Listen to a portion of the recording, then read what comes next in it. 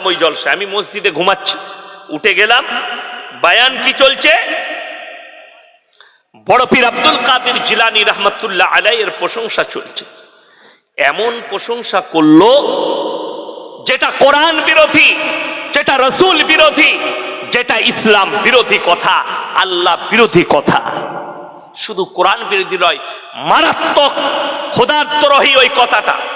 আল্লাহ দ্রোহী করেছে, ওই বক্তাকে কালমা পড়তে হবে, ওই বক্তাকে আল্লাহর কাছে ইস্তেগফার করতে হবে। আল্লাহ রাব্বুল আলামিন কোরআনে যেটা নিজের জন্য প্রযোজ্য করেছেন, পৃথিবীতে কোন নবী পয়গম্বর রাসূলের জন্য প্রযোজ্য করেননি। এই মূর্খ বক্তা মাদ্রাসার মুখ না দেখার কারণে গল্প গুজব দিয়ে চালানো বক্তা এ ফিট করছে কার কাছে? বড় পীর আব্দুল কাদের জিলানীর নামে। আর লোকরা কি বলছে? সুবহানাল্লাহ। বুঝলি কি? বুঝে না কিচ্ছু। ও খালি বড় পীরের নাম লিখছে, ওই জন্য সুবহানাল্লাহ। এত মর্যাদা বড় পীরের। বায়ান কি হচ্ছে? দুটো বায়ান করেছিল। নাম্বার 1, আমার ভাইয়েরা, পৃথিবীতে যতগুলো দরিয়া আছে, সমুদ্র আছে, সব পানিগুলো যদি কালি করে দেওয়া হয়, আর যতগুলো গাছ আছে বাবাজি না, ওই গাছগুলো যদি কলম করে দেওয়া হয়, আর যদি বড় পীরের নাম লেখা হয়, তেনার প্রশংসা লিখতে শুরু করে, পৃথিবীর সমস্ত মানুষ, সব পানিগুলো শেষ হবে, কিন্তু কিয়ামত পর্যন্ত বড় পীরের প্রশংসা করে শেষ করতে পারবে না। যা বুঝে করবা। নাউজুবিল্লাহ বলেন। বড় কষ্ট লাগলো আমার। শুধু এটা নয়, তার দ্বিতীয় নম্বর হচ্ছে, আমার মায়েরা, বোনেরা, আমার বাবাজি নাম, লোকদিকে বাবাজি বলছে বক্তা, লোকরা মনে করছে শালা এত ভদ্র বক্তা আছে বে, বাবাজি বলছে আমাদিকে। হারামখোর। কি বলছে লক্ষ্য করে নাই। মায়েরা, বোনেরা, বাবাজি নাম, বড় পীর আব্দুল কাদের জিলানী রহমাতুল্লাহ আলাইহি খানা খেতে বসেছেন। দস্তরখানে দেশি মুরগি দিয়ে বাবা খানা খাচ্ছেন। খানা খাচ্ছেন, দেশি মুরগিগুলো খাচ্ছেন, আর হাড্ডিগুলো দস্তরখানে এক জায়গায় জড়ো করছেন। তেনার মুরিদ বললে, বাবা আপনি হাড্ডিগুলো এক জায়গায় কেন জড়ো করছেন? বড় পীর বলল, বাবা আমি যে মুরগিটা খাচ্ছি বাপ, এই মুরগিটাকে আমি বড় পীর আবার জীবিত করার ক্ষমতা রাখি। আর সবাই বলছে সুবহানাল্লাহ। নাউজুবিল্লাহ বলেন।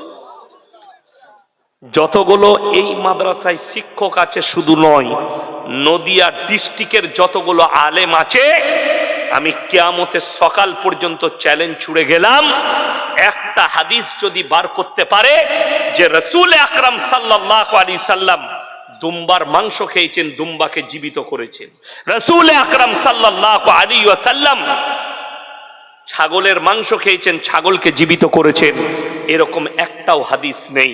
আচ্ছা আপনারা বলুন, রসুলের মর্যাদা বেশি না বড় পীরের? রসুল সাল্লাল্লাহু আলাইহি সাল্লাম তিনি রাহমাতুল লিল আলামিন, পৃথিবীর আদি থেকে অন্ত পর্যন্ত সৃষ্টির শ্রেষ্ঠ। নাম্বার 1। নাম্বার 2, চলুন যেটা প্রথমে বললাম যে দরিয়ার পানিগুলো কালি করে দিলে, আল্লাহর কসম করে বলছি, সূরা কোরআন, সূরা কাহাফ। কোন সূরা বললাম? কাহাফ। যাদের কাছে বাংলা মানে কোরআন আছে, আমাকে গালি দেবার আগে গিয়ে খুলে দেখবেন, একবারই শেষ আয়াতের আগের আয়াত। সূরা মারিয়ামে গিয়ে শেষ হচ্ছে 16 পারায়, শেষ হচ্ছে 15 পারায় শুরু হচ্ছে। আর সে সূরা মারিয়ামের আগে শেষ আয়াত, তার উপরের আয়াতটা আল্লাহ কি বললেন? নিজের জন্য বলছেন। আল্লাহর কসম করে বলছে, পৃথিবীর একটা মানুষও নিজের প্রশংসা করার যোগ্যতা রাখে না। একমাত্র কে রাখেন? সকলে বলুন, নিজের প্রশংসা করার যোগ্যতা কে রাখেন? আল্লাহ। জোরে বলুন সুবহানাল্লাহ। তাছাড়া কেউ নয়। আমি যদি বলি আমার মতো বক্তা নেই, জানবেন এই বক্তাটা সব থেকে মূর্খ। কেউ যদি বলে আমার মতো ডাক্তার নেই, ওই ডাক্তারের কাছে চিকিৎসা করবে না, ওর মাথাটা হ্যাং হয়ে গেছে। কেউ যদি বলে আমার মতো মাস্টার নেই, তিনি মূর্খ। পাড়ার লোক বলবে এই হুজুর খুব ভদ্র, এই আলেম খুব ভালো। 10টা লোক বলবে এই ডাক্তার বাবু খুবই ভালো, এরা প্রশংসা করবে। আমার ভাই, কোরআন খুলুন। কুল্লাউ কানাল বাহরু মিদাদাল লিকালিমাতি রাব্বি লানাফিদাল বাহরু ক্বাবলা আন তানফাদা কালিমাতু রাব্বি ওয়ালাউ জিনা বিমিথলিহি মাদাদা। আমার নবী, পৃথিবীর মানুষকে বলে দাও যতগুলো দরিয়া আছে সমস্ত পানিগুলো যদি কালি করে দেওয়া হয়, আর পৃথিবীর মানুষ কিয়ামতের সকাল পর্যন্ত আমার যদি প্রশংসা লিখতে শুরু করে, সব কালি শেষ হবে, আবার আমি আল্লাহ অতটাই আবার দরিয়া দেবো, অতটাই কালি দেবো, সেগুলো শেষ হবে, কিন্তু আমার আল্লাহর প্রশংসা লেখে শেষ করার ক্ষমতা পৃথিবীর মানুষের নেই। জোরে বলুন সুবহানাল্লাহ। এটা আল্লাহ নিজের জন্য বললেন, আর হারামখোর বক্তা ফিট করছে কার কাছে? বড় পীরের নামে, যেটা নবীর জন্যও প্রযোজ্য নয়। আজকে সমাজটা শেষ হলো কার জন্যে? আমাদের নিজেদের জন্যে। আপনি দিন বুঝতে পারেননি। যতগুলো ভাই আছেন আপনারা সকলে জানেন, আমার মায়েরা শুনবেন, প্রত্যেকটা মুসলমান নরনারীর জন্য দ্বীনি শিক্ষা অর্জন করা কি ফরজ। আপনি বলুন ইমানদারির সঙ্গে গোটা চাপড়া থানায় যদি আপনার সমীক্ষা করা হয়, 100টার মধ্যে 80টা মুসলিমের কাছে দ্বীনি শিক্ষা নাই, ঠিক কিনা? ওই জন্যে বেঈমান কাফের আপনার মাথার উপরে চেপে বসেছে। ওই জন্যে আপনি জলসা করছেন, একটা আলেমকে জিজ্ঞেস করে নয়। আজকে ওই গুটকাখোরগুলো, মাতালগুলো, গাঁজাখোরগুলো এরা বক্তা সিলেক্ট করে যে কাকে নিয়ে আসবে, ইমামকে জিজ্ঞেস করে না, মৌলবীকে জিজ্ঞেস করে। ঠিক বললাম না ভুল বললাম? আরে জলসায় মৌলবি চিনবে ইমাম, এলাকার যিনি বিজ্ঞ আলেম আছে তাকে জিজ্ঞেস করুন। আমাদের সমাজের দশাটা কোথায় পৌঁছেছে জানেন? এরা যদি পেটে ভাতে পায় তা টাকা দিয়ে আর রাখবে না। ঠিক বললাম না ভুল বললাম? মুয়াজ্জিন রাখছে কোথায়? ইমাম রাখছে। কেউ যদি কোনো ইমাম যদি বলে আমার 10,000 টাকা লাগবে, ভালো সৈয়দ আলেম, আমাকে 15,000 লাগবে, তো ই খুঁজছে কাঠ মৌলবি, কোন রকম খালি নামাজটা হয়ে যাবে, বলে 5,000-এ পাওয়া গেছে, রাখ। সে যা ফতোয়া দিবে তুই বুঝতে পারবি, আর ফেরেশতারাও বুঝতে পারবে, আর তার যা নামাজ হবে তোরা জানবি। ওই যে চাচা আর কাজ করতে পারে না, চাচার শরীর খারাপ, চাচা মাঠে খাটতে পারে না, লোকের ঘরে কাজ করতে পারে না। পাড়ার মসজিদ কমিটি বলছে চাচা গো তুমি তো 5 ওয়াক্ত নামাজ পড়ো, তো মসজিদে একটু ঝাড়ু লাগাবে, 3 টাইম, সকালে চা নাস্তা খাবে, দুপুরে খানা, রাতে খানা, তুমি খালি ঝাড়ু লাগাবার একটু আজানটা দিবে বাপ। সে দেখলে নাই মামার থেকে কানা মামা অনেক ভালো, এমনি তো কাজ করতে পারি না, তা পেয়েছে একখানা, আমার পেটটা তো চলবে, কারো কাছে হাত পাততে হবে না, চাচা ভালো পেয়েছে। এরপর আজান এমন দিচ্ছে গাঁয়ার ফেরেশতা না। হ্যাঁ, আল্লাহু আকবার, আল্লাহ।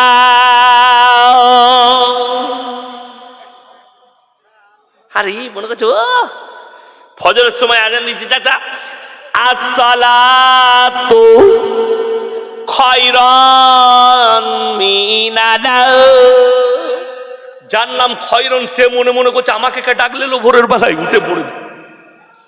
এই হচ্ছে আপনার দশা, পেটে ভাতে। বড় কষ্ট লাগে। সমাজের লোক বিটির বিয়ে দিলে 4 বার ছেলেটার খোঁজ নেয়, 10 বার খোঁজ নেয়, ছেলের বাপ কেমন, তার পরিবার কেমন, ছেলেটা কেমন। কিন্তু আপনি মসজিদের একটা মুয়াজ্জিন রাখবেন, আপনি খোঁজ নেবেন না তার আজানটা শুদ্ধ আছে কিনা, লাগুক 1000 বেশি। আপনার মসজিদে এমন একটা ইমামকে রাখবেন যে বুক ফুলিয়ে স্টেজে দাঁড়িয়ে, মেম্বারে দাঁড়িয়ে হক কথা বলবে। আপনি রেখেছেন পেটে ভাতে মৌলবি, খাবি দাবি নামাজ পড়াবি না, তার সূরা শুদ্ধ আছে না, একটা মশলা বলতে পারবে। ওই জন্যই তো। আর যারা সৈয়দ আলেম তারা দেখতে মসজিদে ইমাম বেতন নাই, চল মসজিদ মাদ্রাসায় পালিয়ে চল। অনেক আলেম দেখছে এরা বেতন দিচ্ছে না, চলো ব্যবসা কর। দুঃখটা ওইটাই। আমাদের দেশে দেখুন, আমি খালি নামে শুনতে পাচ্ছি ইমাম সংগঠন, অমুক সংগঠন। আমরা আটি করেছে ইমাম সংগঠন করে, তারপরও আলেম থেকে বেজ্জতি করে মসজিদ থেকে বার করা হচ্ছে, বিনা দোষে বার করা হচ্ছে। ইমাম সুদের বয়ান করছে, হারামখোর কমিটির মধ্যে সুদ করা আছে, পেছনে লেগে তাড়িয়ে দিলে। ঠিক বললাম না ভুল বললাম? এইখানে খোশবাগ মাদ্রাসা কাছে না দূরে আমি জানি না, কাছে। এই খোশবাগ মাদ্রাসা আর এই বেদবেড়িয়া মাদ্রাসার হেড মোল্লা যদি আমাকে প্রমাণ দিতে পারে, আমি জীবনে আর নদিয়া ডিস্ট্রিক্টে জলসা করব না। যে অমুক মসজিদ কমিটির লোকরা এসছিল, হুজুর আমাদিকে লিখে দেন তো কোন কোন লোকগুলো কি কি শর্ত থাকলে, গুণ থাকলে তবে মসজিদের সেক্রেটারি, কেসিয়ার আর মসজিদের মেম্বার হয়? একজনে এসছে মাদ্রাসায় কোনোদিন? আসে নাই, আসবে না তো। কেন? যদি চাপড়া থানায় 100টা মসজিদ থাকে, 95টা মসজিদের মতওয়াল্লি, সেক্রেটারি, কেসিয়ারের নামটা কাটা যাবে। ঠিক বললাম না ভুল বললাম? কাটা যাবে। কেন? ওই শর্তগুলোর মধ্যে 1 নম্বরটাতেই কাটা যাবে, ইমামের অবর্তমানে নামাজ পড়ার তো যোগ্যতা থাকতে হবে। 2 নম্বর, আমানত তার হতে হবে। 3 নম্বর, তাকে পরেজগার, মুত্তাকি হতে হবে। আর আমাদের দেশে সেক্রেটারি বেশিরভাগ কে হয়? সুদ খেয়ে বড় লোক হয়েছে বলে অকি করে দেয়, টাকা আছে। ঠিক বললাম না ভুল বললাম? লোকের মেরে নিয়ে বড় লোক হয়েছে।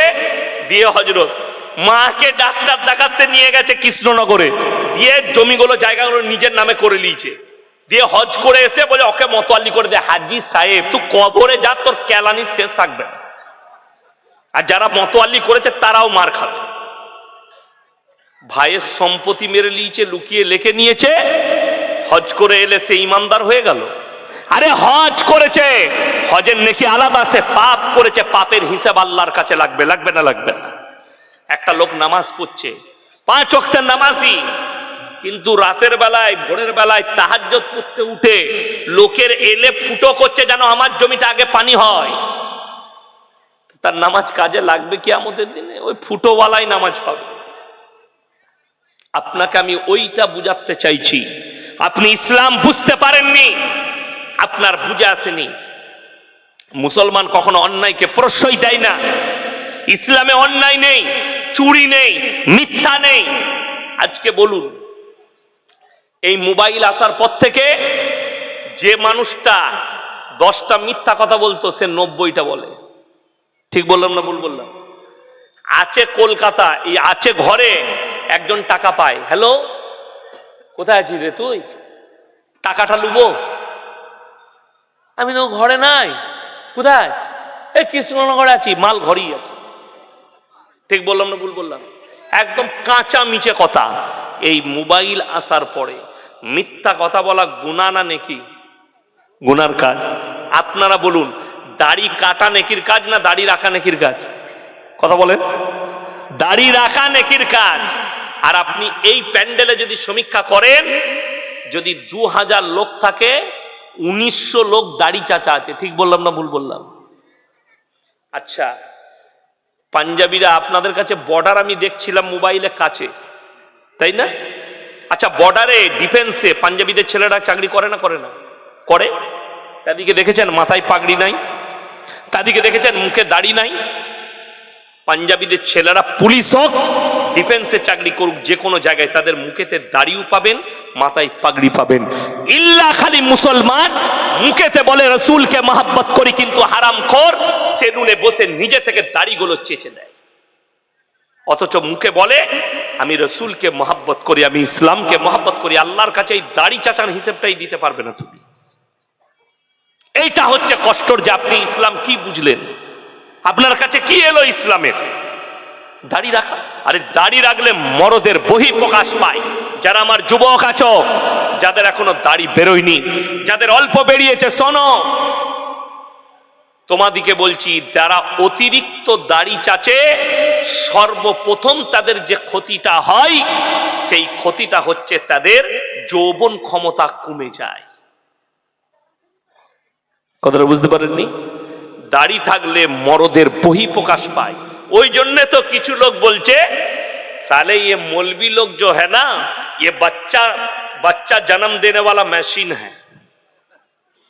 अबे हम दाढ़ी नहीं छीलते, तुम्हारा जैसा नामर्द नहीं है। हम गोश्त भी खाते हैं, और इंशाअल्लाह अगर अल्लाह चाहे तो अभी एक निकाह दूसरी करा के दिखा दो, আর একটা বিয়ে দেন ইয়াসিনের, আবার দেখবেন 3টে বেটা হয়েছে, নাহলে 3টে বিটি হয়েছে। কেন? মরণ। আর আমরা এই যে মাদ্রাসার তালবিলিম গুলো মাদ্রাসার ভেতরে আছে, আচ্ছা এই বেদবেড়িয়া মানসায় জিনা হয়, কথা বলে না? মেয়েরা ঢুকতে পায়? পাই না। জোরে বলুন না সুবহানাল্লাহ। আর কলেজ ইউনিভার্সিটি ছেলেরা কি হইলেন, শালা রবিবারও স্কুল চলে যাচ্ছে। মা বলছে রবিবার কি স্কুল রে? হ্যাঁ তুই জানি না, স্কুলে ডেকেছে আমাকে, কিন্তু স্কুলে ডাকা নাই, সিপালি ডেকেছে ওকে গাছতলা পার্কে যাবে। ঠিক বললাম না? তো তোমার যৌবনটা নষ্ট হবে না, তালবিলিমের যৌবন নষ্ট হবে? তুমি ভেবে দেখো। বেঈমান কাফেররা যেটা নিয়ত করেছিল আর যে জাল ছুঁড়েছিল তারা কামিয়াব, আর মুসলমান নাকাম হয়ে গেছে। আমরা নাকাম। এই মাদ্রাসাগুলো আপনারা মনে করছেন বেদবেড়িয়া মাদ্রাসায় টাকা দিলাম,